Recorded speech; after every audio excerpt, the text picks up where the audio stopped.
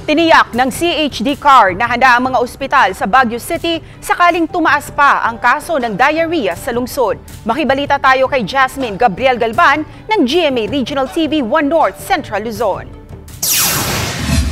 Tiniyak ng Center for Health Development Cordillera na nakahanda ang mga pagamutan sa Baguio City sakaling tumaas pa ang kaso ng diarrhea. Kaya naman ng mga hospital ito na i-accommodate since hindi naman sila nagtatagal usually sa mga hospitals. OPD lang karaniwan? Oo, karaniwan kasi OPD. Inaasahang lalabas bukas, January 12, ang resulta ng water test na nakuhang sample mula sa mga establishmento at kabahayan sa lungsod. Pero habang hindi pa lumalabas ang resulta, pansamantalang ipinagbabawal ang pag-inom ng tubig mula sa gripo. Kahapon, idiniklara na ang acute gastroenteritis o diarrhea outbreak sa Baguio City dahil sa hindi pangkaraniwan na diarrhea cases sa lungsod.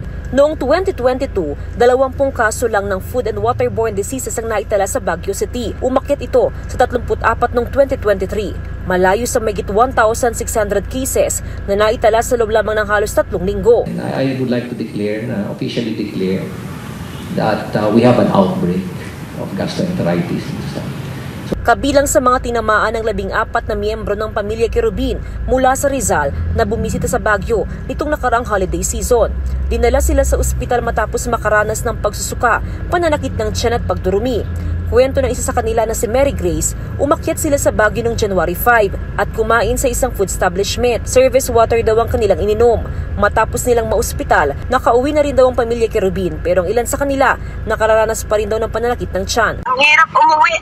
Lahat ng stopover ng may CNR sa kasi ang tagal ng biyahe namin eh. Umabot kami talaga ng 5 hours kasi lahat ng stopover, tumitigil kami kasi lahat nagpupupo. Ang ilan pa sa mga pasyente ay mula sa Itogon, Tuba at La Trinidad na kumain sa ilan pang food establishment sa Baguio City. Ayon kay Mayor Magalong, maging siya at ilan pang kaanak at kaibigan ay tinamaan din ng diarrhea. Nagsagawa ng emergency meeting ang lokal na pamahalaan dahil sa patuloy na pagtaas ng kaso ng diarrhea. Malawakan at malaliman ng investigasyon ng City Health Services Office. Pangunahing tinitingnan ng posibleng kontaminasyon sa tubig. We will be up on our toes and doing a lot of water testing as fast as we can so that we can screen the water, and if it's positive, then we will now subject it to bacteriological examination. Mula sa GMA Regional TV 1 North Central Luzon, Jasmine Gabriel Galban, nagbabalita para sa GMA Integrated News.